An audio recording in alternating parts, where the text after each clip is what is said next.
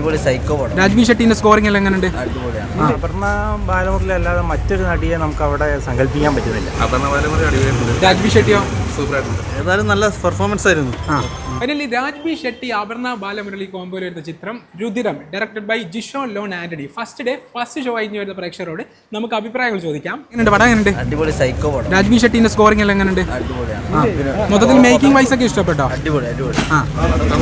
ഇഷ്ടപ്പെട്ടോ? എങ്ങനെ ഒരു സൈക്കോ ത്രില്ലർ പടമാണോ? സൈക്കോ ത്രില്ലർ, സർവൈവൽ ത്രില്ലർ, അങ്ങനെ ഏത് വേണമെങ്കിലും പറയാം. അപർണ ബാലമുരളി അടിപൊളിയായിട്ടുണ്ട്. രാജ്ബി ഷെട്ടിയോ?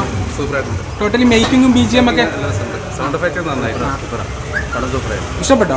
ഒന്നുകൂടി കാണാൻ ചാൻസ് ഉണ്ടോ? നമ്മുടെ പിടിച്ചിരുത്തുന്നുണ്ടോ തിയേറ്ററിൽ? പടം അടിപൊളിയാണ്.